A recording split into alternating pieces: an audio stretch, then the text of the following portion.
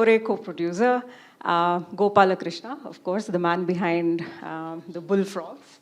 And we have Pradeep Kallalli, he is the field manager, brilliant naturalist. And we have Shrikant Nayak, who has flown in from Central India, if I'm not wrong, for this. He is also someone who is from the Western Ghats originally. So that's the panel, ladies and gentlemen. We will start with our questions now. You will have the opportunity to ask questions later, perhaps after 20 minutes or so. So Suhas, congratulations to begin with. Thank you so much. This is my third time watching the film, and it's just as exciting as the first time. How many screenings have you done so far? Just to Technically, this is the fifth one. Wonderful. Non-technically, we've done some 2 or 3 in the schools and colleges. Right, brilliant. So 9 years or more, nearly a decade, basically. Yeah. Wonderful. So tell us, let's begin from the beginning. What was the inspiration? How was the idea conceived? And how did it all begin? Well, the inspiration was actually frogs, what you just saw. Because when we talk about wildlife, the complete focus goes towards the big ones. And the saying, big is beautiful. And I would say small is extraordinary. So that's why the whole team is here. Because the whole idea started with getting them their deserved attention. Because they are called as the bioindicators, you might all know. And if any location is hit by pollution, frogs are the first living beings which actually gets hit. So also having said that, every animal has its own role to play in the ecosystem, but frogs are very crucial. They are bioindicators, and we wanted to do something in terms of a story, which of course it was very difficult initially, and that's why it took 9 years, because it was very difficult to shoot them in their natural habitat. So the whole inspiration is frogs, and to get their desired attention and the status of called as wildlife. Yeah, wonderful. That's the thing, right? We can't emphasize enough on the significance of these small creatures in the face of, the large carnivora, large mammals. Of course, a tiger is a tiger is a tiger, but we all need to look at the smaller creatures as well. So wonderful. Raj, you are a professional in the healthcare sector. So, I'm sure there are a lot of people here who do not belong to the wildlife conservation or tourism, whatever related to wildlife, but maybe are looking for a way to get involved in some capacity to do something for wildlife. And you are someone who has done that now with the film, in the capacity of co-producer. So how did your foray happen into this story? You came at a later stage, is what I know. So tell us more about it. Sure. So first of all, I want to thank BIC and all of you for giving us this platform and for being here to see our film and hear us. As a healthcare professional, we know more than many others that no human being can be healthy on a sick planet.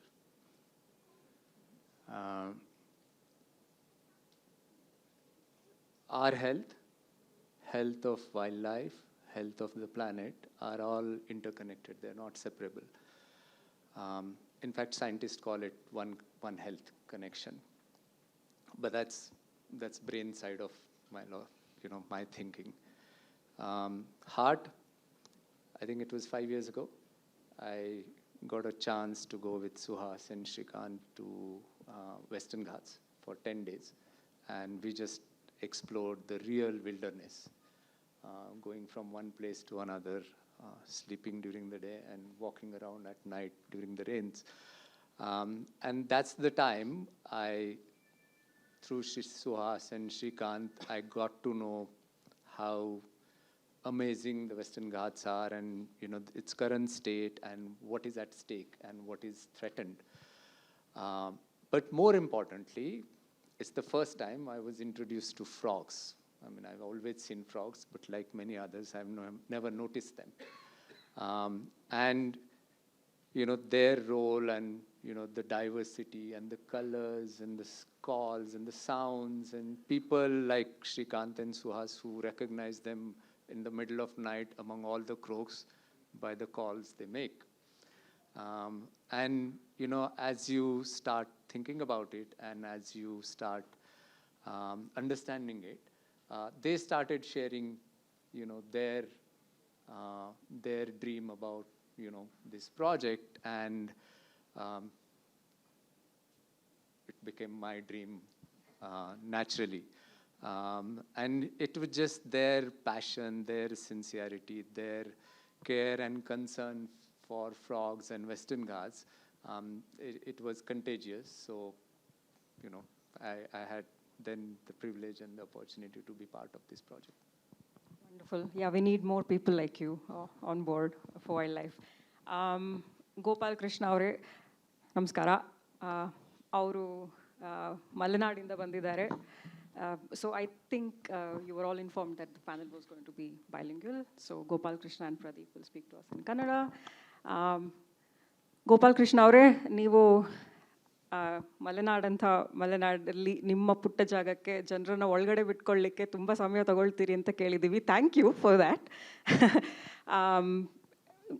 ಹೇಳಿ, ಈಗ ನಾವು ಈ ಫಿಲ್ಮ್ನಲ್ಲಿ ನೋಡಿದ್ವಿ ಕಪ್ಪೆಗಳ ಈಗ ನಮಗೆ ವನ್ಯಜೀವಿಗಳಂದರೆ ಕಾಡು ಅಂತ ಬರುತ್ತೆ, ಆದರೆ ಈ ಸಿನಿಮಾದಲ್ಲಿ ನಾವು ನೋಡಿದ ಹಾಗೆ ಅವು ಮನುಷ್ಯರ ಜೊತೆ ಸಹಬಾಳ್ವೆ ನಡೆಸ್ತವೆ, ಯಾವುದೇ ವನ್ಯಜೀವಿ ಆದರೂ ಅಲ್ವಾ. ಹಾಗಾಗಿ ಈಗ ಗದ್ದೆಗಳಲ್ಲಿ ಕಪ್ಪೆಗಳನ್ನು ನೋಡಿದ್ವಿ. ನಿಮ್ಮ ಜೀವನದಲ್ಲಿ ಕಾಡೊಳಗೆ ಬದುಕೋ ಜೀವ ನೀವು, ಮನುಷ್ಯರಿಗೂ ಮತ್ತು ಈಗ ಕಪ್ಪೆಗಳಿಗೂ ಇರೋ ಒಂದು ಸಹಬಾಳ್ವೆ ಹೇಗಿರುತ್ತೆ? ಮತ್ತು ಈಗ ನಾವು ಇಲ್ಲಿ ಅರ್ಬನ್ ವೈಲ್ಡ್ ಲೈಫ್ನ ಮರ್ತು ಬಿಡ್ತೇವೆ. ನಾನೀಗ ನನ್ನ ಮನೆ ಬ್ಯಾಲ್ಕನಿಯಲ್ಲಿ ಕೂತ್ಕೊಂಡು ಒಂದು 10-15 ಜಾತಿ ಹಕ್ಕಿಗಳನ್ನು ನೋಡಬಹುದು, ಅದನ್ನು ಮರಿತೇವೆ. ಸೊ ಮನುಷ್ಯರ ಮತ್ತು ವನ್ಯಜೀವಿಗಳ ನಡುವೆ ಇರೋ ಸಂಬಂಧನ ನೀವು ಹೇಗೆ ನೋಡ್ತೀರಿ ನಿಮ್ಮ ನೆಲೆಯಿಂದ?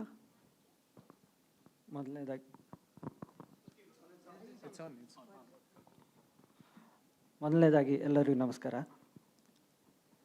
ಅವರು ಮೊದಲದಾಗಿ ಕೇಳಿದರು ಹೊರಗಡೆಯಿಂದ ಬಂದವರಿಗೆ ಬಿಟ್ಟುಕೊಳ್ಳೋದಿಲ್ಲ, ಅವ್ರ ಬಗ್ಗೆ ಭಾಳ ವಿಚಾರ ಮಾಡಿ ತಗೊಳ್ತೀರಿ ಅಂತೇಳಿ. ಯಾಕೆಂದರೆ ಇದು ಬುಲ್ಫ್ರಾಗ್ದು ಹಿಂದಿಂದನೂ ಅದಕ್ಕೊಂದು ಸಮಸ್ಯೆ ಇದೆ. ಸಮಸ್ಯೆ ಅಂದರೆ ಅದನ್ನು ಸ್ಮಗ್ಲಿಂಗ್ ಮಾಡಿ ಗೋವಾದಲ್ಲಿ ಅದನ್ನು ಜಂಪಿಂಗ್ ಚಿಕನ್ ಅಂತೇಳಿ ಇದು ಮಾಡ್ತಾರೆ, ಅದೊಂದು ರೀತಿ ಫುಡ್ ಆಗಿ ಉಪಯೋಗಿಸ್ತಾರೆ. ಅದಕ್ಕಾಗಿ ನಮ್ಮ ಊರು ಹೆಚ್ಚು ಕಡಿಮೆ ಗೋವಾ ಗಡಿ ಭಾಗದಲ್ಲಿ ಬರ್ತದೆ, ಕರ್ನಾಟಕದ ಮೇಲೆ ಗೋವಾ ಗಡಿ ಭಾಗದಲ್ಲಿ ಬರ್ತದೆ. ಮತ್ತು ಜಾಸ್ತಿ ಬುಲ್ಫ್ರಾಗ್ ಕಪ್ಪೆಗಳು ನಮ್ಮ ಏರಿಯಾದಲ್ಲಿ ಜಾಸ್ತಿ ಆ್ಯಕ್ಟಿವಿಟಿಗಳಿದೆ. ಅಂದರೆ ಪ್ಯಾಡಿ ಫೀಲ್ಡ್ಗಳು ಜಾಸ್ತಿ ಇದೆ. ಪ್ಯಾಡಿ ಫೀಲ್ಡ್ಗಳು ಜಾಸ್ತಿ ಇದ್ದಲ್ಲಿ ಜಾಸ್ತಿ ಬುಲ್ಫ್ರಾಗ್ಗಳ ಆ್ಯಕ್ಟಿವಿಟಿ ಆಗ್ತದೆ. ಅದೊಂದು ಹೆದರಿಕೆ ಇತ್ತು. ಮತ್ತು ಎಷ್ಟಂದ್ರೂ ಹಳ್ಳಿಯಲ್ಲಿ ಜನರಿಗೆ ಹೊರಗಡೆಯಿಂದ ಯಾರೋ ಬಂದಿದ್ದಾರೆ ಅಂದರೆ ಭಾಳ ಹೆದರ್ಕೊಳ್ತಾರೆ. ಯಾಕೆಂದರೆ ಏನೋ ಮಾಡ್ತಾನೋ ಅದ್ರ ಮೇಲಿಂದ ಈ ಗೋವಾದೊಂದು ಇತ್ತಲ್ಲ, ಅದಕ್ಕಾಗಿ ನಾವು ಸ್ವಲ್ಪ ಪ್ರೊಟೆಕ್ಷನ್ ಸಲುವಾಗಿ ಸ್ವಲ್ಪ ಹೊರಗಡೆಯಿಂದ ಬಂದವರಿಗೆಲ್ಲ ಅವಾಯ್ಡ್ ಮಾಡ್ತಿದ್ವಿ. ಮತ್ತು ಇದು ವರ್ಷದಲ್ಲಿ ಬರೀ 1-2 ಸತಿ ಮಾತ್ರ ಸಿಗುವಂತಹ ಕಪ್ಪೆ. ಅಂದರೆ ಫಸ್ಟ್ ಮಳೆಗಾಲದಲ್ಲಿ 1-2 ದಿನ 3 ದಿನ ಮಾತ್ರ ಇದು ನೋಡ್ಲಿಕ್ಕೆ ಸಿಗ್ತದೆ. ಹೋಯಿತು ಅಂದರೆ ಮತ್ತು ಮುಂದಿನ ಮಳೆಗಾಲನೇ ಬರಬೇಕು, ಅಲ್ಲಿವರೆಗೂ ಅದು ನಮ್ಗೆ ಕಾಣ್ಲಿಕ್ಕೆ ಸಿಗೋದಿಲ್ಲ. ಅದರಲ್ಲಿ ಆ ಟೈಮ್ನಲ್ಲಿ ಸುಹಾಸ್ ಅವರು ನನ್ನ ಕೇಳಿದರು. ನಾನು ಅವರಿಗೆ 1-2 ವರ್ಷನ ತೊಗೊಂಡಿದ್ದೇನೆ. ಅವರೆಲ್ಲ ಬ್ಯಾಕ್ಗ್ರೌಂಡೆಲ್ಲ ಚೆಕ್ ಮಾಡಿ ಇವ್ರ ಪಕ್ಕ ಏನು ಮಾಡ್ತಾರ ಅಥವಾ ಫೋಟೋಗ್ರಾಫ್ ಮಾಡ್ಕೊಂಡು ಹೋಗೋರ ಅಂಥೇಳಿ. ಒಟ್ಟಿಂದಾಗಿ ಕಡೆಗೆ ನಂತರ ಬಂದು ಎಲ್ಲ ವಿಡಿಯೋ ಎಲ್ಲ ಮಾಡಿದರು. ಇದರಿಂದ ಒಳ್ಳೆ ನಮ್ಮೂರಲ್ಲೂ ಒಳ್ಳೆ ಅವೇರ್ನೆಸ್ ಆಯಿತು. ಹೊರಗಡೆ ಇದ್ದವರಿಗೂ ಇಂಥದ್ದೊಂದು ಇದೆ ಅನ್ನೋದು ಈ ಫಿಲ್ಮಿಂದ ಎಲ್ಲರಿಗೂ ಗೊತ್ತಾಯಿತು. Super, thank you. ಪ್ರದೀಪ್ ನಮಸ್ಕಾರ. ಶರಾವತಿಯಲ್ಲಿ ನ್ಯಾಚುರಲಿಸ್ಟ್ ಅವರು. ಹೇಳಿ, ನೀವು ಸಹ ನಿಮ್ಮ ಅನುಭವದಲ್ಲಿ ನೋಡಿರ್ತೀವಿ, ಸುಹಾಸ್ ಹೇಳ್ದಾಗೆ ಮೊದಲು ನಮ್ಮಲ್ಲಿ ಎಲ್ರಿಗೂ ಹುಲಿ, ಚಿರತೆ, ಆನೆ, ಕರಡಿ, ದೊಡ್ಡದಾಗಿ ಕಾಣೋ ಪ್ರಾಣಿಗಳ ಬಗ್ಗೆ ದೊಡ್ಡ ಒಬ್ಸೆಷನ್ ಇರಲಿ. ಆದರೆ ಅದರ ಜೊತೆಗೆ ನಮಗೆ ಈ ಸರೀಸೃಪಗಳಾಗಲಿ ಉಭಯಚರ ಪ್ರಾಣಿಗಳಾಗಲಿ ಅವುಗಳ ಮೇಲೆ ಸಹ ಅಷ್ಟೇ ಒಲವು, ಗೌರವ, ಅದ್ರ ಬಗ್ಗೆ ಮೊದಲಾಗಿ ತಿಳುವಳಿಕೆ ಬೇಕು. ಸೊ ನೀವು ನ್ಯಾಚುರಲಿಸ್ಟ್ ಆಗಿ ಹೇಗೆ ಅದನ್ನು ಜನರಲ್ಲಿ ತುಂಬಲಿಕ್ಕೆ ಪ್ರಯತ್ನ ಪಡ್ತೀರಾ? ಮತ್ತು ಇತ್ತೀಚೆಗೆ ಹೇಗಿದ್ರೂ ಮ್ಯಾಕ್ರೋ ಫೋಟೋಗ್ರಫಿ ಅಂತ ಒಂದು ಇಂಟ್ರೆಸ್ಟ್ ಬಂದು ಜನರು ಬರ್ತಿದ್ದಾರೆ ನೋಡಲಿಕ್ಕೆ ಅಲ್ವಾ, ಹಾವು ಕಪ್ಪೆ ಅಂತ. ಸೊ ಇದು ನಿಮ್ಮ ಅನುಭವದಲ್ಲಿ ಹೇಗೆ ಬದಲಾವಣೆ ಆಗ್ತಿದೆ? ಮೊದಲನೇದಾಗಿ ಎಲ್ಲರಿಗೂ ನಮಸ್ಕಾರ. ಉಭಯವಾಸಿಗಳ ಬಗ್ಗೆ ಜನರಲ್ಲಿ ಯಾವ ರೀತಿ ನೀವು ಪ್ರಸಾರ ಮಾಡ್ತಿದ್ದೀರಾ, ಅವುಗಳ ಬಗ್ಗೆ ಇಂಪಾರ್ಟೆನ್ಸ್ ಏನು ಅಂತ ಹೇಳ್ತಿದ್ದೀರಾ, ಯಾವ ಥರ ಹೇಳ್ತಿದ್ದೀರಾ ಅಂತ ಕೇಳಿದ್ದಕ್ಕೆ, ಮೊದಲನೇದಾಗಿ ಸ್ಕೂಲ್ಗಳಲ್ಲಿ ಅವೇರ್ನೆಸ್ ಪ್ರೋಗ್ರಾಮ್ಗಳನ್ನು ಮಾಡ್ತೀವಿ. ಚಿಕ್ಕ ಮಕ್ಕಳಿಂದ ಅವರಿಗೆ ನಾವು ಅವೇರ್ನೆಸ್ ಕೊಟ್ಟಾಗ, ಉಭಯವಾಸಿಗಳ ಬಗ್ಗೆ ಅವೇರ್ನೆಸ್ ಕೊಟ್ಟಾಗ ತುಂಬ ಕಾಲ ಉಳ್ಕೊಳ್ಳುತ್ತೆ ಮತ್ತು ಕನ್ಸರ್ವೇಷನಲ್ಲೂ ತುಂಬ ಹೆಲ್ಪ್ ಆಗುತ್ತೆ. ಇನ್ನೊಂದು ಫೋಟೋಗ್ರಫಿ ಯಾವ ಥರ ಎಫೆಕ್ಟ್ ಮಾಡ್ತಿದೆ ಅದಕ್ಕೆ ವಿಷಯಕ್ಕೆ ಬಂದರೆ ಎಥಿಕ್ಸ್ ತುಂಬ ಇಂಪಾರ್ಟೆಂಟ್ ಆಗುತ್ತೆ. ವೈಲ್ಡ್ ಲೈಫ್ಗೆ ಕೆಲವೊಂದಿಷ್ಟು ಎಥಿಕ್ಸ್ಗಳಿದೆ, ಅದನ್ನು ಫಾಲೋ ಮಾಡಲೇಬೇಕು. ನಾವು ಕೂಡ ಶೂಟಿಂಗ್ ಟೈಮಲ್ಲಿ ಮೋಸ್ಟ್ಲಿ ಮ್ಯಾಕ್ಸಿಮಮ್ 3 ಮೆಂಬರ್ಸ್ ಮಾತ್ರ ಹೋಗ್ತಿದ್ವಿ, ತುಂಬ ಲೋ ಲೈಟಲ್ಲಿ ಶೂಟ್ ಮಾಡ್ತಿದ್ವಿ. Thank you. ಇವ್ರ ಬಗ್ಗೆ ಒಂದು ವಿಷಯ ಹೇಳಿದ್ರು ನನಗೆ ಸುಹಾಸ್, 2 ದಿನ ಬೇಕಂದರೆ ನಿದ್ದೆಗೆಟ್ಟು ಕೆಲಸ ಮಾಡ್ತಾರೆ ಅವರು ಅಂತ. So that's some incredible capacity I guess to stay awake for 48 hours if need be. That's Pradeep for you. Shrikant, hi. So the context to your question is the same, sort of looking away, a little away from big mammals. But you come from a different landscape, Central India. Those of us who have been to Central India, at least as tourists, we know what happens in parks like Bandhavgarh and Kanha, and Shrikant works in Kanha as a naturalist. So tell us about, of course, your involvement with the film is because your origin is in the Western Ghats, Udupi Hudugavaru. Tell us your context from the Central Indian landscape, your experience, just how Pradeep explained from the Sharavati context here. Thank you. First of all, thank you BIC for this opportunity, and thank you everybody. Like it's nice to see people are interested in small life forms like this, and you're here. Now I believe this film has opened up a new perspective for everybody, hopefully. And to talk about, I work in a wildlife tourism segment from past 10-11 years. I am from Udupi, coastal Karnataka. My mom lives in Karkala now. So you come out of the house, you look to your east, you see the Western Ghats, basically, right? So that's what has been my childhood all along. So there's a mountain range nearby called Kudremukha. Every year it's a pilgrimage that makes sure that I go up the mountain and look at the frogs that I love. But throughout the year, say at least 9 months a year, from October till June, I spend my time in Central India, Kanha. And most of the tiger reserves in India are like, the name itself is kind of, how to say this, counterintuitive, right? Like you named it tiger reserve, so everybody will come for tigers. So what happens with that is, of course, it's much necessary to have a charismatic species which can attract people towards wildlife. In turn, maybe they will start loving other things around the wildlife, that region, and maybe help turning a few people into conservation or do something better about nature, or even build some empathy. So what happens, especially in, say, tiger reserves and parks throughout the country, is that a lot of focus goes on these large mammals, charismatic ones, the stripes, the rosettes, and the trunks and tusks, basically. But at the same time, because of this, of course, the habitat gets protected, which in turn helps all other mammals and birds and trees and everything. But they get so neglected, like not even talking about the smaller animals, I'm talking about even plants and trees. So most of us have something called green blindness. What happens is all the forest, all the grasslands and everything is just a green background for the animals in front. We hardly observe anything other than whatever we are looking at. So imagine that, like the entire forest patch, entire mountain just becomes one screen for us, background thing. So who will look down and look towards the stream and look at a frog when you're on a safari? Hardly anybody. But with this, introduction to wildlife, large mammals or anything for that matter, even bird watching, has helped a lot of people to get into finer details of nature. So it's absolutely necessary. At the same time, it has to be balanced, which is hardly a big problem in our country. Because either it's like over-tourism, and eventually it ruins the entire habitat around the forest, or it's completely shut down for people. Like there is no connection between nature and the city life, which is sad. So as long as there is a balance, it would be better. So what we try to do, like with the documentaries or the trails what we lead, is to bring about that connection. Small is wonderful. There is so many things that we can see and experience. You don't even have to go for miles together on a jeep or walk for miles. Just half an hour walk around your house will reveal so many things. And that's what we try to bring about from this documentary, because it's all around the houses. Like the entire sequence is what you saw for 45 minutes. It was not in the national park, not in the jungle. It was just around the paddy fields where people live, or around the house and stuff like that. So I get to spend at least 3 months in the guts with Suhas and my friends and all, looking for frogs and snakes. I'm happy with that, and hopefully more people do that and get connected. Thank you. Wonderfully answered, yeah. Suhas, a little bit of a technical question. 9 years is no joke. Even to make a 90-second reel, for those of us in the content game, you know, when you want the content to be meaningful, we know how difficult it is. So imagine putting a film together. What are the biggest challenges that you faced? By the way, people, this is an indie film. Some of us here are indie filmmakers, so we know the struggle. Yeah, I mean, budget, yes. We have spoken about it at length, but yeah, what are the challenges that you had to face in the field or, you know, off the field? Please tell us about it. So to start with the challenges, the first challenge for us was to get to the field. So that was the financial point of it. So leaving the finances part apart, I would say battling the weather in the Western Ghats is a humongous task, because with whatever budget we had bought a camera.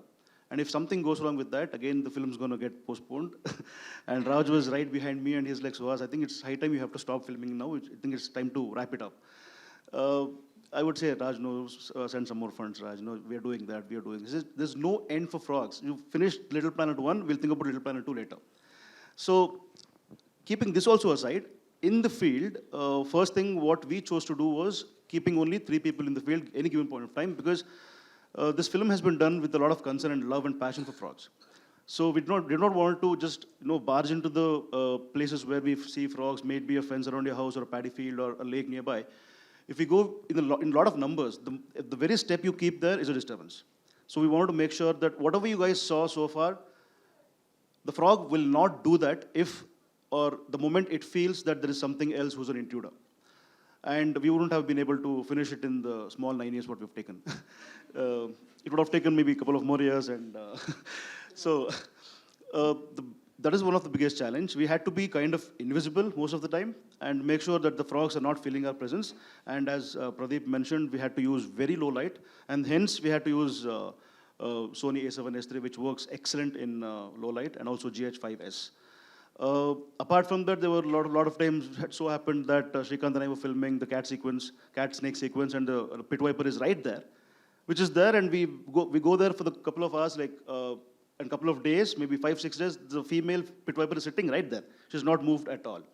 And in the last day, when he's wrapping up and he's holding the tripod, then I realized it's right there and sitting there and just minding its own business.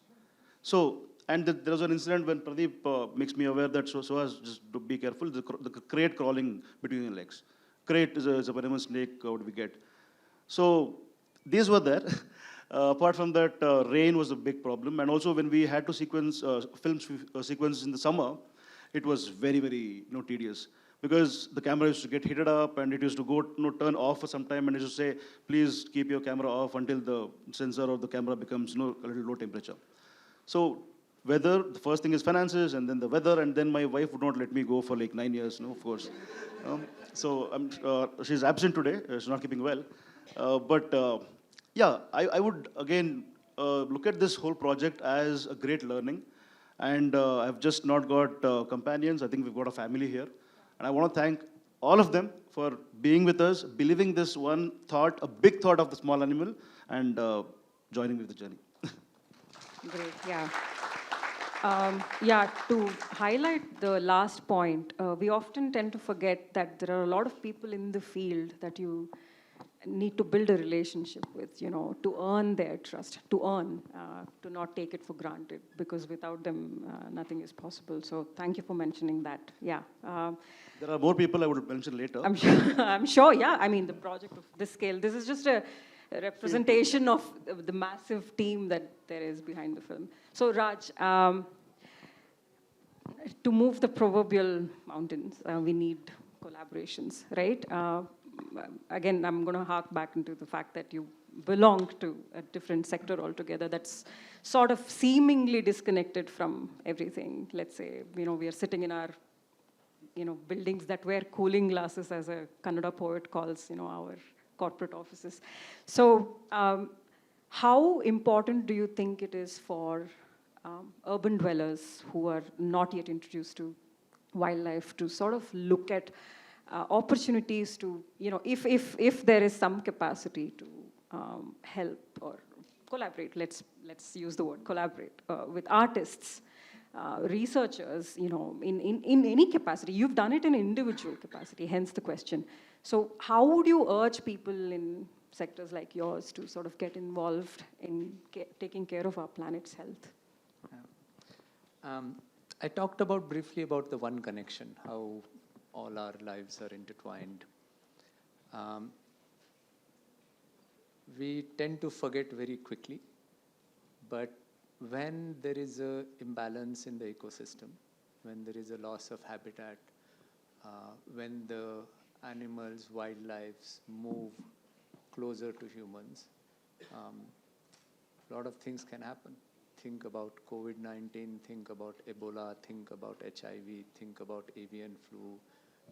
All these are because somewhere the ecosystem acts as a buffer and protects us. And when that imbalance is not there, these are the things that happen, right? So it's in our interest, for our health, for our future, to understand this and, you know, do whatever you can in your individual or collective capacity. That's why, right? Who? Anyone. The fact that today you have come here, you are already making a difference. Today you know more about frogs than you probably knew. And next time when you come across a frog, you will notice it. You will probably look at it, you know, few seconds and see what color or what species it is if you're interested. And that's called caring about frogs. That itself is making a difference. Some of you brought your kids, you already made a difference. I think human mind has a tremendous capacity to be compassionate and care about others, not just other people, but other, you know, living beings.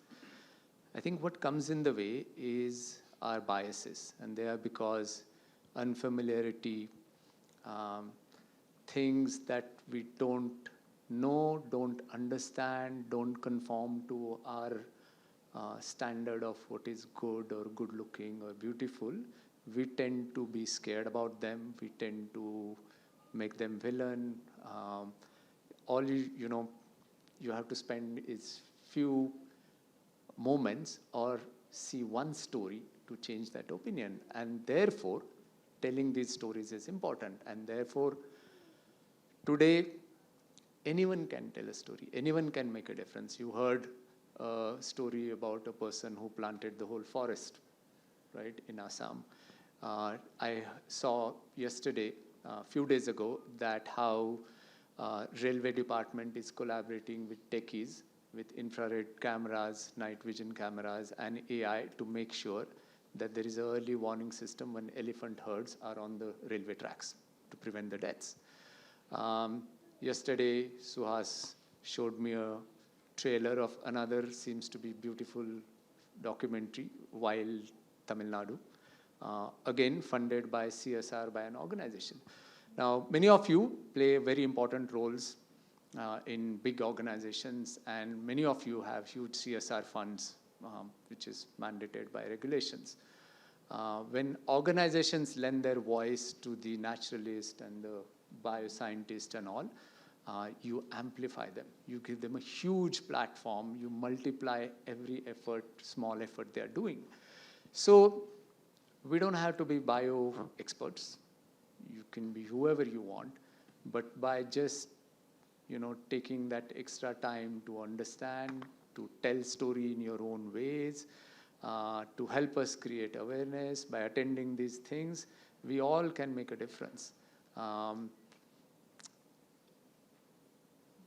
All we need to do is just pay little attention to whatever that is, and I'm sure, you will care about these things. Wonderful. Anyone, you said anyone, who, anyone, that's so wonderful. That can go on a t-shirt, I think. I'm going to go to Pradeep now because I want to pick on what Raj said. Pradeep avare, iga funding helidru alla. I see some faces from the conservation sector. So we are aware of the fact that when a research study, ಅಂದರೆ ಯಾವುದಾದ್ರೂ ಒಂದು ವೈಜ್ಞಾನಿಕ ಸಂಶೋಧನೆ ಒಂದು ದೊಡ್ಡ ಪ್ರಾಣಿ ಮೇಲೆ ಆಗಬೇಕು ಅಂತ ಅಂದರೆ ಅದಕ್ಕೆ ಕಂಪ್ಯಾರಿಟಿವ್ಲಿ ಸುಲಭವಾಗಿ ಸಿಗ್ತದೆ ಫಂಡ್ಸ್. ಅದೇ ಒಂದು ಚಿಕ್ಕದು ಯಾವುದೋ ನೀವು ಕಪ್ಪೆ ಅಥವಾ ಹಾವು ಇನ್ನೇನೋ ಕಲಿತೀನಿ ಅದ್ರ ಬಗ್ಗೆ ಜಾಸ್ತಿ ನನಗೆ ಫಂಡ್ಸ್ ಕೊಡಿ ಅಂದರೆ ಕಷ್ಟ ಉಂಟು. ಹಾಗೆ ಈ ಹಿನ್ನೆಲೆಯಲ್ಲಿ ಈ ಥರ ಕಥೆಗಳನ್ನು ಹೇಳಿದಾಗ ಇಂಥ ಕಥೆಗಳ ಮಹತ್ವ ಎಷ್ಟು, ಮತ್ತು ಇದರಿಂದ ಸಹಾಯ ಆಗಬಹುದಾ, ಜನರಿಗೆ ಇದ್ರ ಬಗ್ಗೆ ಅರಿವು ಮೂಡಿಸಿ ಸಹಾಯ ಮಾಡಬಹುದು ಅನ್ಸುತ್ತೆ? ಖಂಡಿತವಾಗೂ ಜನರಿಗೆ ಅರಿವು ಮೂಡಿಸೋಕ್ಕೆ ಈ ಥರ ಸಿನಿಮಾಗಳು ಮತ್ತು ಸಂಶೋಧನೆ ಎರಡೂ ಮುಖ್ಯ. ಅದ್ರ ಜೊತೆಗೆ ಆರ್ಥಿಕ ಸಹಾಯನೂ ತುಂಬ ಮುಖ್ಯ ಆಗುತ್ತೆ.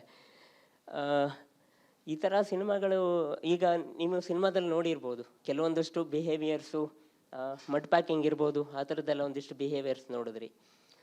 ಸೊ ಆ ಥರದ್ದನ್ನು ಒಂದು ಸಂಶೋಧನೆ ಮಾಡಿದಾಗ ಮಾತ್ರ ನಾವು ಅದನ್ನು ಜನರ ಮುಂದೆ ತಂದಿಡೋಕ್ಕೆ ಸಾಧ್ಯ. ಇಲ್ಲ ಅಂತಂದರೆ ಒಂದು ಕಡೆ ಆಗ್ತಿರತ್ತೆ ಹೋಗ್ತಿರತ್ತೆ. ಸೊ ಮತ್ತು ಅದ್ರ ಇಂಪಾರ್ಟೆನ್ಸ್ ಏನು, ನಾವು ಅದನ್ನು ಹೆಂಗೆ ಕನ್ಸರ್ವ್ ಮಾಡಬೇಕು, ಅದೆಲ್ಲದಕ್ಕೂ ಈ ಥರ ಸಿನಿಮಾಗಳು ಮತ್ತು ತುಂಬ ಇಂಪಾರ್ಟೆಂಟ್ ಆಗುತ್ತೆ. ಸಂಶೋಧನೆಗಳು ಅಷ್ಟೇ ಮುಖ್ಯ ಆಗುತ್ತೆ. ನೀವು ನೋಡ್ತಿದ್ದೀರಾ, ಅದರಲ್ಲಿ ಬದಲಾವಣೆ ಕಾಣ್ತಿದ್ಯಾ ನಿಮ್ಮ ಅನುಭವದಲ್ಲಿ? ಇಷ್ಟು ವರ್ಷ ನೀವು ಕೆಲಸ ಮಾಡ್ತಿದ್ದೀರಾ. ಸ್ವಲ್ಪ ಕಾಣಿಸ್ತಿದೆ. ಇತ್ತೀಚೆಗೆ ಸ್ವಲ್ಪ ಯುವ ಜನತೆ ರಿಸರ್ಚ್ ಮತ್ತು ಫಿಲ್ಮ್ ಮೇಕಿಂಗ್ ಕಡೆ ಬರ್ತಿದ್ದಾರೆ. ಸೊ ಹೆಲ್ಪ್ ಆಗ್ತಿದೆ. ನೀವು ನಿಮ್ಮಲ್ಲಿ ಸಂಭಾಷಣೆಗಳು ನಡೆಯುತ್ತಾ ಇದ್ರ ಬಗ್ಗೆ?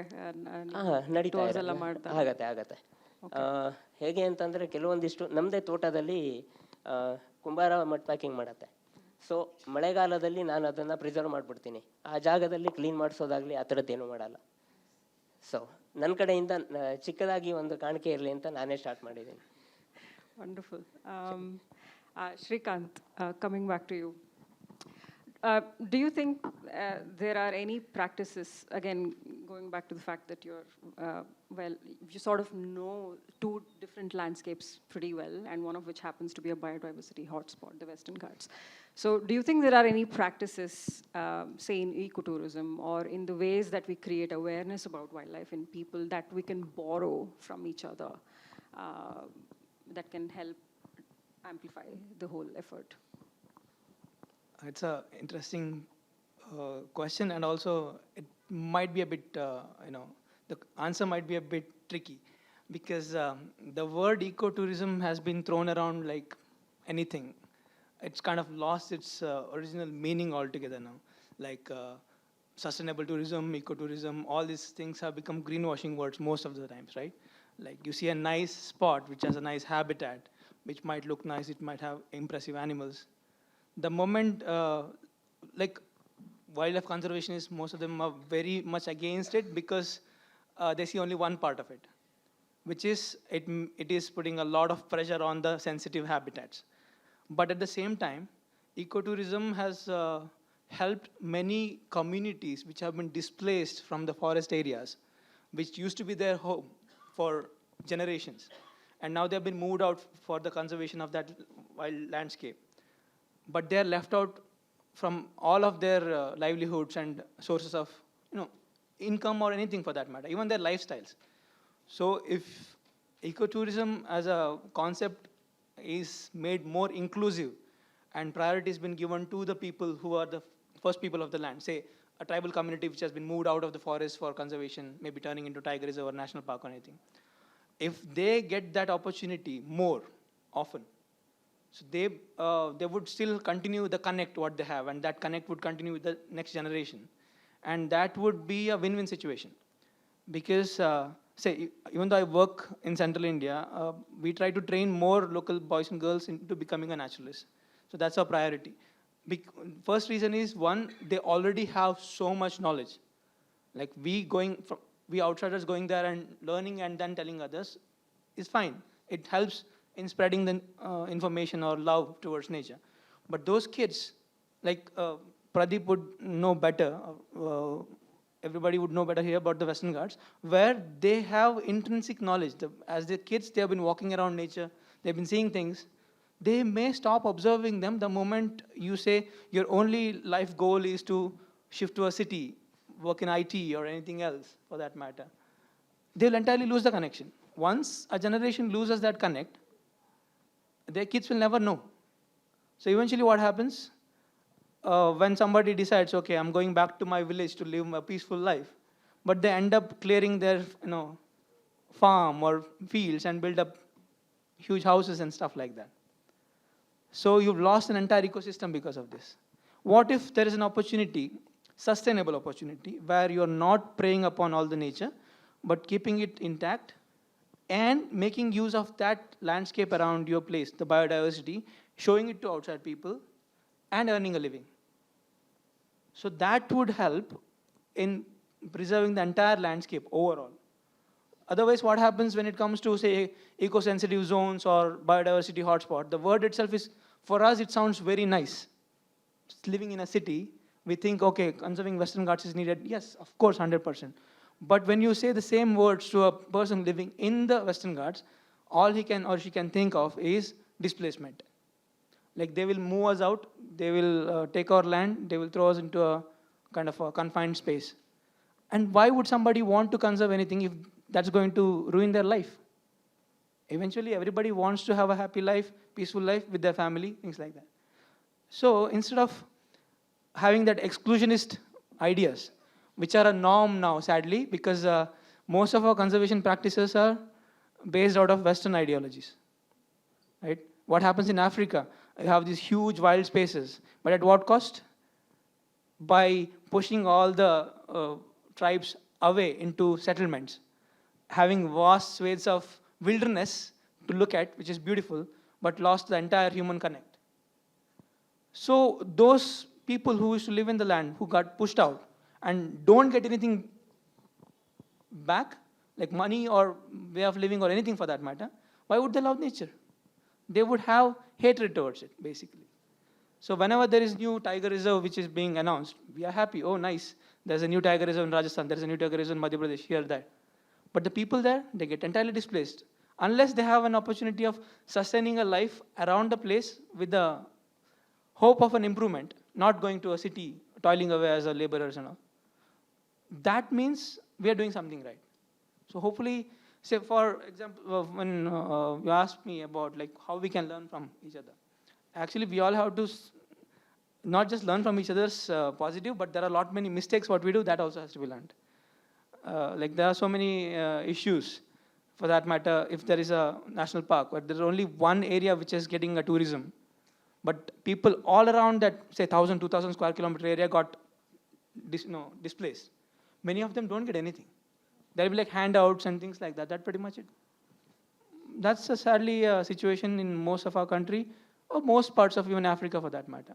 Hopefully, as the city people like who have a better voice for that matter, or a voice has better reach, if we start talking about it, slowly things will change.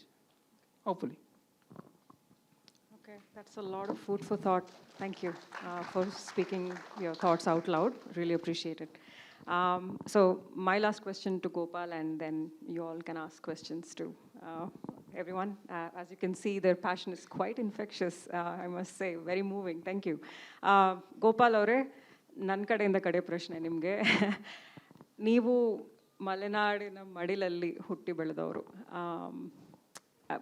ನಿಮಗೆ ಒಂದು ಭಕ್ತಿ ಇರ್ತದೆ ನಿಮ್ಮ ನೆಲದ ಮೇಲೆ, ಒಂದು ಪ್ರೀತಿ ಇರುತ್ತೆ. ಅದು ನಮಗೆ ಹೊರಗಿನವರಾಗಿ ನಮ್ಮದು ಪ್ರೀತಿ ಬೇರೆ ಅಲ್ವಾ? ದತ್ತು ತಗೊಳ್ತೇವೆ ನಾವು ನಿಮ್ಮ ಪ್ರೀತಿಯನ್ನು. ಸೊ ಹೊರಗಿನಿಂದ ಬರೋರಿಗೆ ಒಂದು ಜವಾಬ್ದಾರಿಯಿಂದ. ಈಗ ಕೆಲವರು ನಾವು ನೋಡ್ತೇವೆ, we all C when we are on safaris, people come with this sense of entitlement. We hear even things like, "Are Battamiz tiger, it's not looking at my direction. All we want is that perfect shot, And one tiger, everybody has the same shot, and the digital footprint, let's not even get into that. Anyway, Gopal Krishna avare heli, andre ಒಂದು ವಿನಯ ಮೊದಲಾಗಿ, which is very rare, humility, ಮತ್ತು ಪ್ರೀತಿ, ಒಲವು ನಿಜವಾಗ್ಲೂ ಇದ್ದರೆ ನಾವು ಅದ್ರ ಬಗ್ಗೆ ಖಂಡಿತವಾಗ್ಲೂ ಕಾಳಜಿ ವಹಿಸ್ತೇವೆ ಅಲ್ವಾ? ಹಾಗಾಗಿ ನೀವು ಅಲ್ಲಿಯವರಾಗಿ ನಮಗೆ ಒಂದು ಸಂದೇಶ ಕೊಡೋದಾದರೆ, ಯಾಕೆಂದರೆ ನಿಮಗೆ ಎಲ್ಲ ಹಕ್ಕು ಇದೆ ಒಂದು ಸಂದೇಶ ಕೊಡಲಿಕ್ಕೆ. ಇಟ್ ಮೈಟ್ ಸೌಂಡ್ ಕೆಲವರಿಗೆ ಆ ಮೆಸೇಜ್ ಅಂತ ಅಂದ ತಕ್ಷಣ ಒಂಥರ ಅನಿಸ್ಬಹುದು, ಆದರೆ ಹೇಳಿ, ನಮಗೆಲ್ಲ ಹೇಳಬೇಕು ಅಂದರೆ ಅಲ್ಲಿ ಬಂದು ನಾವು ಹೇಗೆ ನಡ್ಕೊಳ್ಬೇಕು, ಯಾಕೆಂದರೆ ನೀವು ಅಲ್ಲೇ ಬೆಳೆದವರು. ನಿಮ್ಮ ಸಂದೇಶ ಏನು ನಮಗೆ? ಈ ಕಾಡು ಅನ್ನೋದು ಒಂದು ತೆರೆದ ಗ್ರಂಥಾಲಯ ಇದ್ದಂಗೆ. ಇದರಲ್ಲಿ ನಾವು ಯಾವುದು ನೋಡ್ಬೋದು, ಏನೋ ಇದು ಮಾಡ್ಬೋದು, ಎಷ್ಟೋ ಗಿಡಗಳನ್ನ ನೋಡ್ಬೋದು, ಎಷ್ಟೋ ಪ್ರಾಣಿಗಳನ್ನು ನೋಡ್ಬೋದು, ಎಷ್ಟೋ ಮತ್ತು ಬೇರೆ ಬೇರೆ ವಿಧವಾದ ಪಕ್ಷಿಗಳು ಎಲ್ಲನೂ ಇರ್ತವೆ. ನಾವು ಯಾವ ಗ್ರಂಥಾಲಯದಲ್ಲಿ ಪುಸ್ತಕ ಓದಿದ ನಂತರ ಅದನ್ನು ಎಸಿತೇವ? ಇಲ್ಲ, ಮುಂದಿನ ಪೀಳಿಗೆಗೆ ಇಡ್ತೇವೆ. ಹಾಗೆ ನಾವೆಲ್ಲರೂ ಈ ಕಾಡನ್ನು ಮುಂದಿನ ಪೀಳಿಗೆಗೆ ಇಡುವಂಥ ಜವಾಬ್ದಾರಿ ನಮ್ಮ ಮೇಲಿದೆ. ಮತ್ತು ಒಂದು ಸತಿ ಕಾಡು ನಾಶ ಆಯಿತು ಅಂದರೆ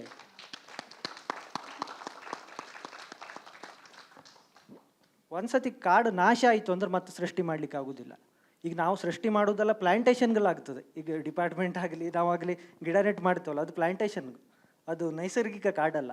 ನೈಸರ್ಗಿಕ ಕಾಡು ಅಂದರೆ ಹೆಂಗೆ ಇರ್ತದೆ ಅಂದರೆ, ಒಂದು ಮರ, ಅದಕ್ಕೆ ಬಳ್ಳಿ, ಆ ಬಳ್ಳಿಗೆ ಮತ್ತು ಯಾವುದೋ ಒಂದು ಹೂವು ಬಿಡ್ತದೆ, ಆ ಹೂವಿಗೆ ಒಂದು ದುಂಬಿ ಬರ್ತದೆ, ಆ ದುಂಬಿ ತಿನ್ನಲಿಕ್ಕೆ ಯಾವುದೊಂದು ಪಕ್ಷಿ ಬರ್ತದೆ, ಪಕ್ಷಿ ತಿನ್ನಲಿಕ್ಕೆ ಮತ್ತೆ ಹಾಗೆ ಹುಲಿ ಮಟ್ಟ ಹೋಗ್ತದೆ. ಅದು ನೈಸರ್ಗಿಕ ಕಾಡು. ಈಗ ನಾವು ಒಂದೇ ಟೈಪ್ ನೆಡುತೋಪು ಮಾಡಿದರೆ ಅದು ನೆಡುತೋಪು ಆಗ್ತದೆ ಬಿಟ್ಟರೆ, ಅಂಥ ನೈಸರ್ಗಿಕ ಕಾಡು ನಮಗೆ ಸಿಗೋದಿಲ್ಲ. ಅಂತಹ ನೈಸರ್ಗಿಕ ಕಾಡನ್ನು ನಾವೆಲ್ಲ ಇಟ್ಕೊಂಡು ಹೋಗಬೇಕು ಅಂತೇಳಿ ನನ್ನ ಆಶಯ.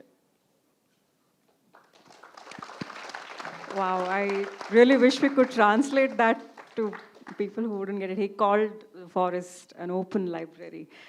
That's a wonderful thought. We have a poet amidst us, looks like it. So, ನನ್ನ ಕಡೆಯಿಂದ ಪ್ರಶ್ನೆಗಳಾದವು. We will take questions from the audience now. Yes, people, go for it. Yes. Hello, everyone. Firstly, I'd like to congratulate you guys on the amazing film and the success that it has already reached when it comes to creating awareness about little-known species. The panel discussion was just as insightful as the film itself, with a lot of strong points to take home.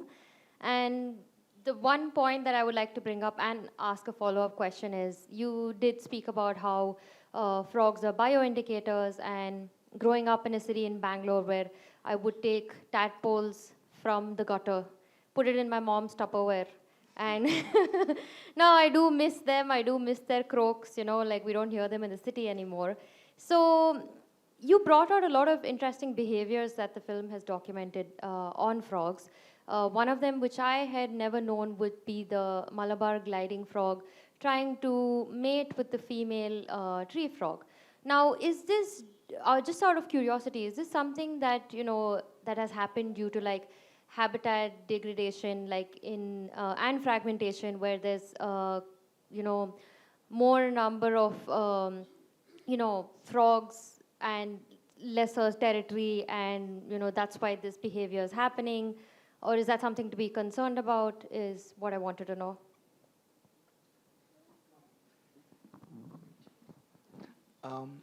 That particular behavior is basically heat of the moment. Okay.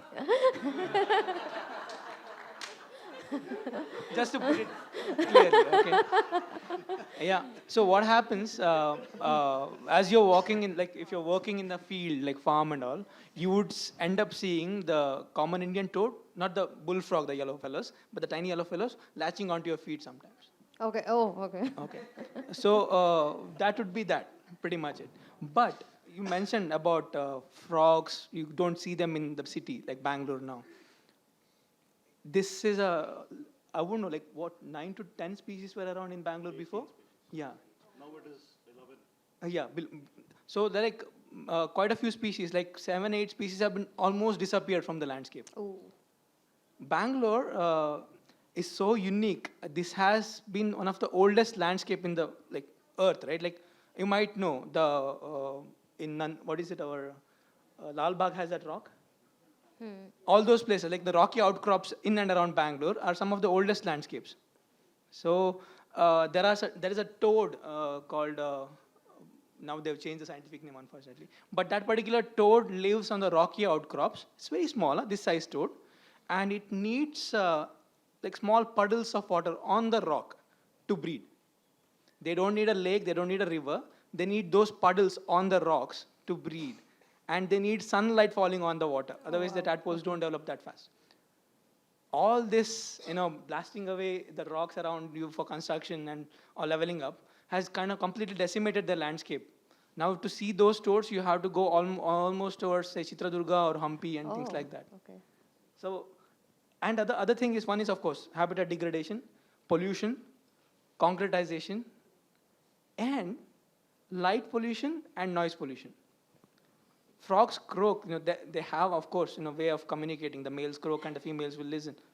What if there is a noise going on throughout the day and night when they're actually kind of trying to attract females? Many females won't even hear the male calling. So if that goes on, that actually amplifies throughout the years, and the overall population starts declining. And eventually there have been none left. So yeah, in certain parts of the Western Ghats, which is biodiverse and such density of life is there, you'll see all these things happening. But in Bangalore, the male just keeps calling and there is nobody responding. Yeah. Yeah, it's sad. Missed call. No. Hope I answered the... Yes, of course you did. And you gave in more facts, which I didn't know. So thank you for that. Yeah.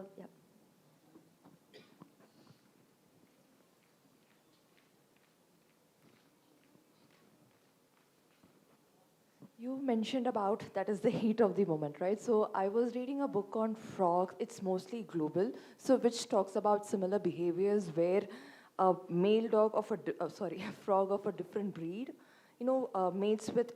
So this is not just probably not heat of the moment. So that is the point that particular book brought out, because, like you said, the noise pollution, the light pollution. Can you hear me? Yeah.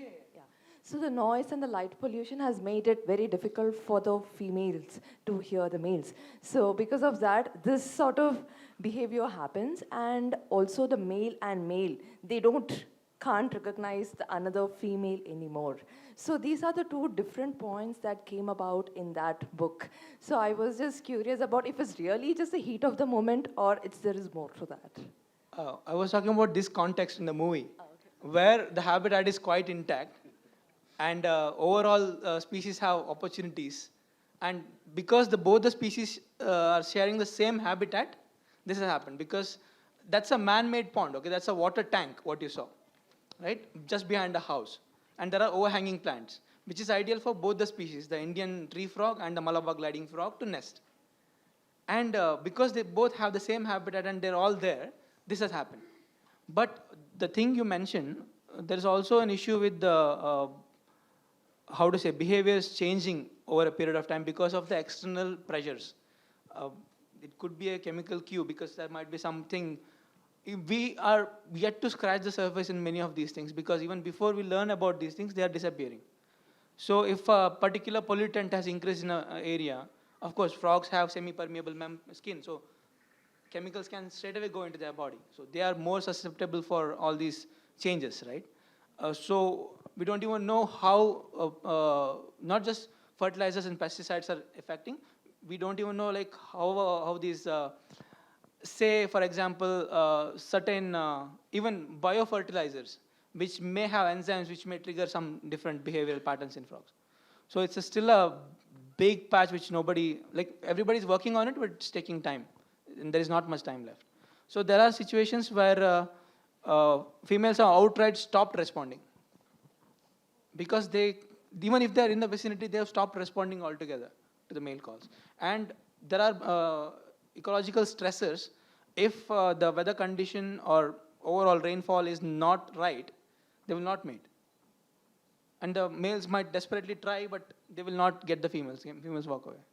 So with the our Kumbara night frog, where we clearly show that female comes and checks the rock before laying egg. If she finds the rock chosen by the male is not right, she'll walk away. So, and if the water level starts going little high because there is some rain, random rain, they won't mate. So there are situations like that. So, of course, with this kind of pressures, things change. And in certain species, the gene difference is not so much.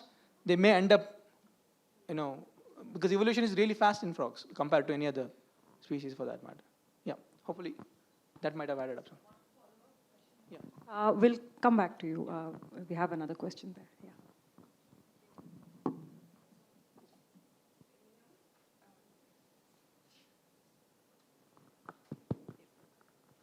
Can you hear me? ನನ್ನ ಪ್ರಶ್ನೆ ಕನ್ನಡದಲ್ಲಿ ಕೇಳ್ಬೋದಾ? ನಮ್ಮ ಪರವಾಗಿ ಎಲ್ಲರಿಗೂ ಅಭಿನಂದನೆಗಳು. ತುಂಬ ಪ್ರದರ್ಶನ ತುಂಬಾ ಅದ್ಭುತವಾಗಿತ್ತು. ಇಷ್ಟು ವಿಷಯ ಇದೆ ಒಂದು ಕಪ್ಪೆಯಲ್ಲಿ ನಾವು ಚಿಕ್ಕವರಿಂದ ನೋಡಿರೋದು ಅಂತ ಇದನ್ನು ನೋಡಿದ್ರೆ ತುಂಬ ಆಶ್ಚರ್ಯ ಆಯಿತು. Thank you so much. ನೀವು ಈ ಥರ ಶೂಟ್ ಮಾಡ್ತಿರ್ಬೇಕಾದ್ರೆ ಯಾವುದಾದ್ರೂ ಒಂದು ಕಪ್ಪೆ ಒತ್ತಡದಲ್ಲಿದೆ, ನನ್ನ ಇವತ್ತು ಲೀವ್ ಮಿ ಅಲೋನ್, ಬಿಟ್ಬಿಡಿ ನನ್ನ ಅಂತ ಹೇಳೋ ಲಕ್ಷಣಗಳೇನಾದ್ರು ನಿಮಗೆ ಗೊತ್ತಾಗತ್ತಾ? ಆ ಥರ ಲಕ್ಷಣಗಳನ್ನು ನಾವು ಇವತ್ತವರೆಗೂ ನೋಡಿಲ್ಲ. ಏನಕ್ಕೆ ಇದೆ ಅಂತಂದರೆ ನಮ್ಮದು ಶೂಟ್ಸು ಲಿಮಿಟೆಡ್ ಆಗಿರ್ತಿತ್ತು. ಯಾವ ಕಪ್ಪೆಗಳನ್ನು ನಾವು ಟ್ರೆಸ್ ಕೊಟ್ಟು ಅಥವಾ ತುಂಬ ಹಾರ್ಶ್ ಲೈಟ್ ಕೊಟ್ಟು ಶೂಟ್ ಯಾವತ್ತೂ ಮಾಡ್ತಿರ್ಲಿಲ್ಲ. ಸೊ ನಮ್ಗೆ ಯಾವತ್ತೂ ನನ್ನನ್ನು ಬಿಟ್ಬಿಡು ಅಂತ ಹೇಳೋಷ್ಟೆಲ್ಲ ಯಾವತ್ತೂ ಅನಿಸೇ ಇಲ್ಲ.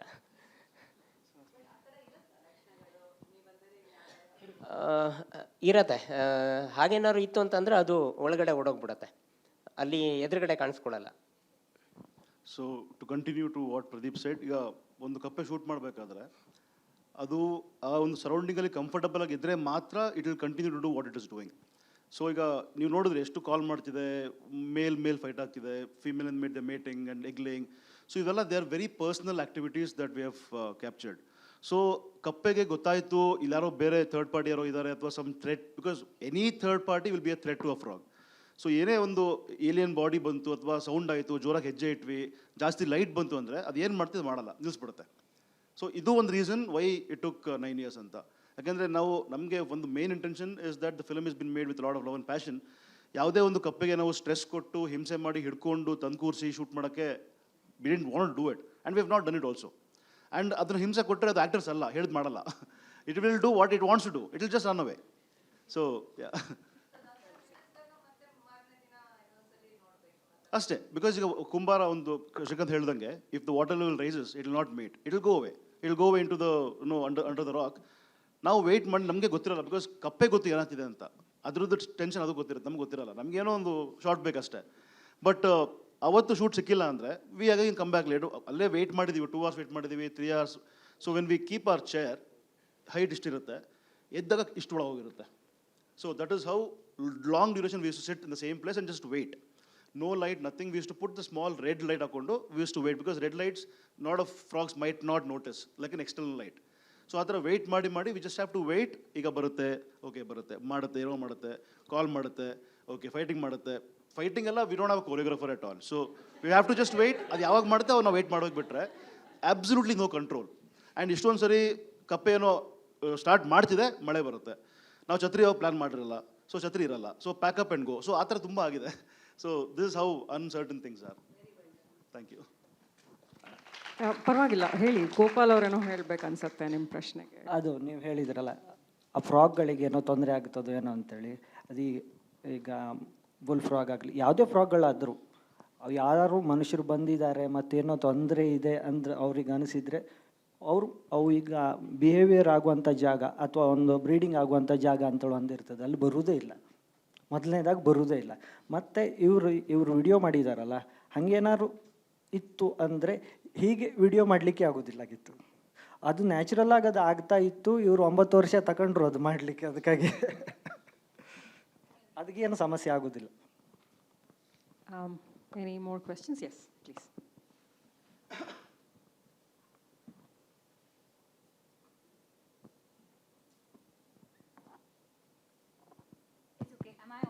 Yes. Okay, perfect. First of all, congratulations. It's come out really, really well. ನನ್ನ ಪ್ರಕಾರ ನಮ್ಮಲ್ಲಿ ಜನಗಳಲ್ಲಿ 3 ಥರ ಜನರಿರ್ತಾರೆ. ಅಂದರೆ ನಾನೊಬ್ಬ ಚೇಂಜ್ ಆದರೆ ಪ್ರಪಂಚದಲ್ಲಿ ಏನೂ ಡಿಫ್ರೆನ್ಸ್ ಆಗಲ್ಲ. And there is another group of people, set of people who think, I really want to do something, but I don't know what to do. And I think there is all of you who really bring out a difference, who do something. I would like to ask if you have any pointers for us. Andre Pradeep ಅವರು ಹೇಳಿದ್ರು, ತೋಟದಲ್ಲಿ ನಾವೇನೋ clean ಮಾಡಿಸಲ್ಲ, ಅಂದರೆ monsoon ಬಂದಾಗ clean ಮಾಡಿಸಲ್ಲ. ಆ ಥರದ್ದು ಏನಾದ್ರು ಇದೆಯಾ ನಮ್ಗಳಿಗೆಲ್ಲ ತಿಳ್ಕೊಳ್ಳೋಕ್ಕೆ, so that whoever wants to do something ಏನಾದ್ರು ಕಿವಿ ಮಾತು ಹೇಳೋಕ್ಕೆ ಇಷ್ಟಪಡ್ತೀರಾ? ಖಂಡಿತವಾಗೂ ನಿಮ್ಮ ಮನೆಯ ಸುತ್ತಮುತ್ತ ಇರೋ ಜಾಗಗಳನ್ನು ಸ್ವಲ್ಪ, ಅಂದರೆ ಈಗ ಗಿಡಗಳು ಬೆಳೆದಿತ್ತು ಅಂತಂದರೆ ನಾವು ಕಳೆ ಅಂತ ಕಿತ್ತಾಕ್ಬಿಡ್ತೀವಿ. ಅದನ್ನೆಲ್ಲ ಆ ಥರ ಮಾಡೋಕ್ಕೆ ಹೋಗ್ಬೇಡಿ. ಪಾಂಡ್ಗಳಿತ್ತು ಅಂತಂದರೆ ಅದನ್ನು ಸ್ವಲ್ಪ ಹಾಗೆ ಬಿಡಿ. ಆದರೆ ಒಂದೇನು ಅಂತಂದರೆ ಪಾಂಡ್ಗಳಲ್ಲಿ ಆಮೇಲೆ ಸೊಳ್ಳೆ ಆಗುತ್ತೆ. ಬಟ್ ಆ ಟೈಮಲ್ಲಿ ನೀರನ್ನು ಕ್ಲೀನ್ ಮಾಡ್ಕೊಳ್ಳೇಬೇಕಾಗತ್ತೆ. ತೋಟಗಳಲ್ಲೆಲ್ಲ ಏನಾಗುತ್ತೆ ಅಂತಂದರೆ ಕಪ್ಪೆಗಳಿರತ್ತೆ ಅಥವಾ ಬೇರೆ ಬೇರೆ ಕೀಟಗಳಿರತ್ತೆ, ಇದನ್ನು ಸೊಳ್ಳೆಗಳಾಗುವಂಥದ್ದು ಇದನ್ನು ತಿನ್ಕೊಂಬಿಡತ್ತೆ. ಸೊ ಅಲ್ಲಿ ಬ್ಯಾಲೆನ್ಸ್ ಆಗ್ತಾ ಹೋಗುತ್ತೆ. ಸಿಟಿಯಲ್ಲಿ ಆ ಥರ ಮಾಡೋದು ತುಂಬ ಕಷ್ಟ ಆಗುತ್ತೆ, ಬಟ್ ಮಾಡ್ಬೋದು. Anyone else wants to? ಇನ್ನೇನಾದರೂ ಹೇಳಬೇಕು? Yes. First thing, yeah, thank you. Even though you came 10 minutes late, I'm glad you loved the film. And I really acknowledge. Thank you. Just in order, some more you would have told. It's okay. But thanks a lot. So there are a lot of things what all of us can do. So this is definitely not about only this team which has done this, because frogs have been there from the time we don't even know. And so far, the whole focus is on the big ones, and you know it, all about it. So now when we start doing something, it is not about only trying to get the results. It's all about, is it possible to do something on that? So first thing, we should start doing something, and then should just let it go. Because now after we did this Little Planet film, there are a lot of news, what we heard, that there are a lot of movies coming up on frogs now. It's great. We are really happy that a lot of movies are coming on frogs. And starting from the smallest thing like being ethical in photography, as Pradeep mentioned, and as Raj mentioned, that everybody can contribute to a cause. It's possible by everybody. It's not that you have to be a biology student or a professor. It's not that you should be a filmmaker. It's not that you have to be a photographer or a naturalist. Anybody, even though you're an RJ, you can do it. So it's straight to you. So everybody in different professions, you all can contribute to nature, because it's just that we've been taking a lot from her. It is nothing that we are giving back. So it's sad to say that humans are the only species in the whole world that we don't give anything in return to nature, but we just take. Starting from mosquito till the frogs, everything gives back to nature, and we take all the fruits. Because if they are there, it is good for humans. So sollegalu Pradeep ಹೇಳಿದಂಗೆ ಸೊಳ್ಳೆಗಳನ್ನ ಕಪ್ಪೆಗಳು ತಿಂತವೆ, it is good for humans. So ಸೊಳ್ಳೆ ಕಚ್ಚಲ್ಲ, malaria ಬರಲ್ಲ. So we all get, but we don't give. So how do we do something to nature is by doing maybe reels. I think we have to stop taking selfies of us and start uploading more of content which has got some sense and which can help other people to also understand that it's not only human species living here alone, and a lot of other animals, and be compassionate about wildlife, not just tiger, not just frog, not just bird. Every wildlife matters, no matter it's an ant or an elephant. So through reels you can share, instead of uploading getting ready videos, you can upload some photos of a forest scenario where you're walking in the trail, what bird you see, what bird call you hear, what frog is hopping around you. That is something which has value of content. That is something which the world needs. That is something which we all need.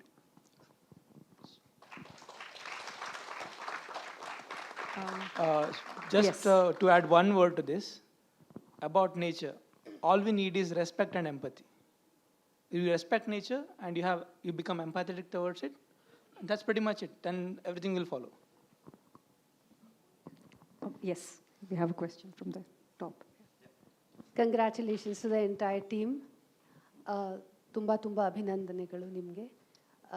Two questions I have. The first question is, I saw one place where it said, one of them, I don't remember the name, it is an endangered species anta. Adar ಬಗ್ಗೆ ಒಂಚೂರು ಹೇಳಿ. ಆಮೇಲೆ most important, 9 ವರ್ಷ ತಪಸ್ ಮಾಡಿದ್ದೀರಾ ಎಲ್ಲರೂ, ಕಪ್ಪೆನೇ ಯಾಕೆ? Why frogs? I'm sure you have a story behind that. Okay. Endangered ondalla, there were 4-5 species which are endangered in the film. So if I'm not wrong, you're talking about either the resplendent shrub frog, orange color ittado. Yes, resplendent shrub frog anta. That is found in a very small patch in a forest in Munnar. So it's called Misha Pulimalanti. You have to go on a jeep drive. It's on the top of the mountain. So it was Pradeep and Raj and I were there with the wife also. So adu we had to show, because that is a very special and a very unique frog, and that is one place which is protected. So we took the department permission from Kerala Forest Department. We went there with a naturalist, and we got the frog. We shot, because otherly we did not have so much of luxury of time to sit and wait, because it is a reserve forest. So that is resplendent. And when I say it is endangered, Andre, the numbers of that frog, it's very less. So it is either the study has not been done properly, ಅಥವಾ ಅದ್ರ ಬಗ್ಗೆ ಜನಕ್ಕೆ ಏನೂ ಜಾಸ್ತಿ ಗೊತ್ತಿಲ್ಲ, ಅದು Discover ಮಾಡಿ ಬಿಟ್ಬಿಟ್ಟಿದ್ದಾರೆ ಅಷ್ಟೇ, ಹೆಸರಿಟ್ಟಿದ್ದಾರೆ ಬಿಟ್ಟಿದ್ದಾರೆ. So after that what happen next nobody knows. And also the location in which the frog is found is very remote. So access public ಯಾರಿಗೂ ಇಲ್ಲ. Whenever anybody has to go, it should be through the forest department and with the naturalist. So that is called resplendent shrub frog. And ತಪಸ್ ಮಾಡಿದ್ದೀವಿ. When we started I had so much of hair ಇಲ್ಲಿ.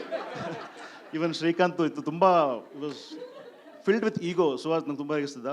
So breaks padange ninga, even he's come to the same state. I think the whole team here, a lot of people, Arvind idare ille and SUVEEN full busy recording. So and the whole team, now I want to take people's name. It is not just about people whom you see here, a lot of people in the background, and the wonderful words what you heard was by SANTOSH SALIGRAM anta. He is a filmmaker, he is a photographer and a wonderful writer, who is her husband. So he came at the end, the very end of it. Nanu barjide, script barjide, it looked like some LKG rhyme ತರ ಕಾಣ್ತಿತ್ತು, or it was sounding like that. And then he pitched in, and many thanks to him. And music is by RISHHAD KOTHAWALA anta. I just got him. It was supposed to be done by somebody else. Unfortunately, ಅವ್ರು ಆಗ್ಲಿಲ್ಲ. Then RISHHAD came in and he did it. And the beautiful voice is by SOUNDARYA anta. She is a professional voiceover artist who had come for one of my camps, which I do in the Western Ghats, and that's how I know her. She came and helped in. So ಈ ಥರ ತುಂಬ ಜನ ಬಂದಿದ್ದಾರೆ. And color grading was done in edit room. Karthik Murali did that.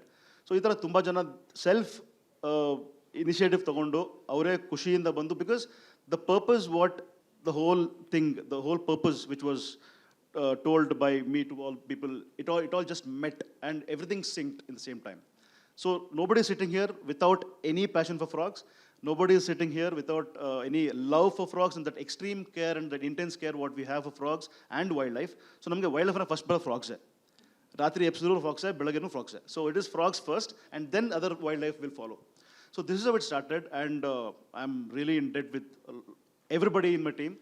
And ನಂದು ಒಬ್ಬನ ತಪಸ್ಸು guarantee ಅಲ್ಲ ಇದು. ನಾನು ಕೀ ಕೊಟ್ಟೆ, ಎಲ್ಲ ಆಟ ಆಡಿದ್ರು. So everybody, they just believed in the whole vision, and it is their support. And lot of people have come and they've done, without, poking there too much. Tumba bani himse kottilla.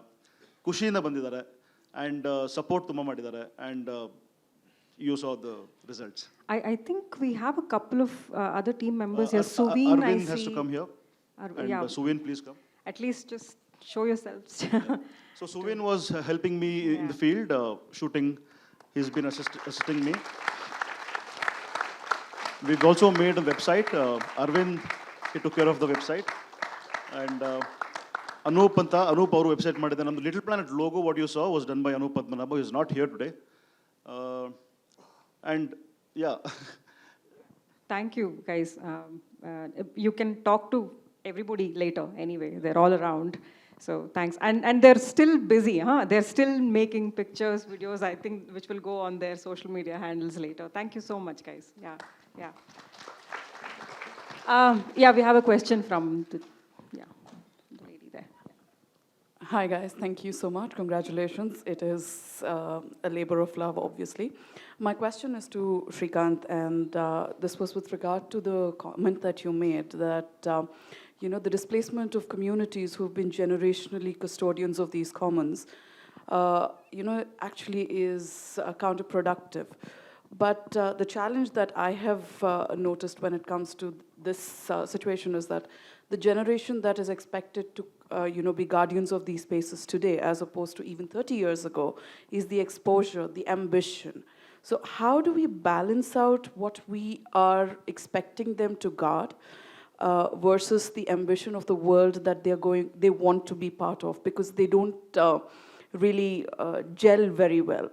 And the one more question that I'd like to ask is, all of you are in the business of ensuring that places are, showing us places which are normally not part of the general life that we live.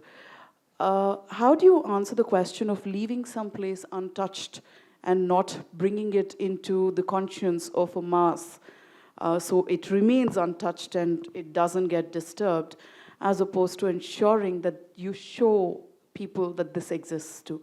Is there a dilemma that you face? Thank you. Sorry, this is a very interesting, very deep question, of course, both the questions you asked me. So first of all, as you very rightly pointed, the generation which used to be, like, technically speaking, in the 1970s is when the big scale conservation work started from the government, forest department. Until then forest department was more focused towards timber and other things, right? So when they did that with the Project Tiger or Wildlife Protection Act, unfortunately, at that time frame, human rights were not much in focus, and most of these communities were just moved out and, like, given some compensation, and that's pretty much it. What happened with that, might take 2 minutes about this particular thing because it's very important, is that, say for example, there's a tribe called Baigas in central India. They were the first people of the land. They used to live in the forest. They used to follow subsistence farming, like slash and burn cultivation and subsistence hunting. Yeah, they were moved out in the 70s, 75, 80s and all. And until then, they had no idea of owning land or plowing soil, basically. So they would just spread seeds, whatever they get, use it for 3-4 years, and then move to a next forest. So when they were pushed out, the adults of that particular generation kind of lost their way of life. And all they got, could latch onto was there some rituals and alcohol. They used to brew their own, like make their own alcohol. So that entire adult generation went into a spiral. So the young adults or youngsters of that time frame started hating that entire thing. Like, this forest is giving us nothing now. And most of them started working outside, like they started moving to the cities and things like that. So eventually the third generation now, who are like the Gen Zs, who are like 15, 20-year-old kids, they have zero connection with nature. They live right next to the forest, but outside. Now what's happened is it's them versus us. Forest department ka jungle hai. The forest belongs to forest department, nothing comes to us. So now turning that back is a very tricky situation.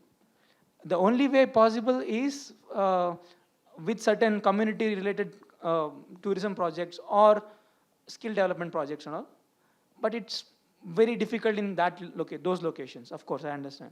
But in certain places like, say, Western Ghats, it's still possible because these kind of extreme relocations have not happened. Like, of course, Bhadra, there was a relocation, but it was done very well. It was done with the community, so there is a good impact still going on. At the same time, in certain places, you might see the communities wanting their ancestral land back. Now it becomes a major issue with human rights and wildlife. So how you encounter that is like case-on-case basis, depending on the region. There is no one single, solution for these things. With the Baigas, what's happening now is the women self-help groups are coming up. They are getting back their, say, jewelries and things like that. So that just connects them back, and also with the support from Forest Department to promote that, they're still finding some connection. But hopefully that continues with more tourism and stuff like that. And the second part we asked, like, I have a short-term issue with the memory. Yeah, you will continue with that. Yeah. So yeah, the answering to the second question, we would definitely love if there is any place left on earth which is not touched by humans. And I would say, or probably we would say that that is the best way of conservation. Because anywhere we go and meddle with nature and we try to do anything from our side, itself is a disturbance.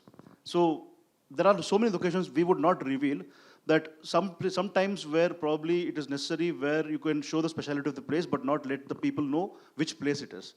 And in terms of bird photography, a lot of people shoot birds in different locations, but they don't reveal the location because the social media is so fast that the moment you put the location, the bird is probably gone.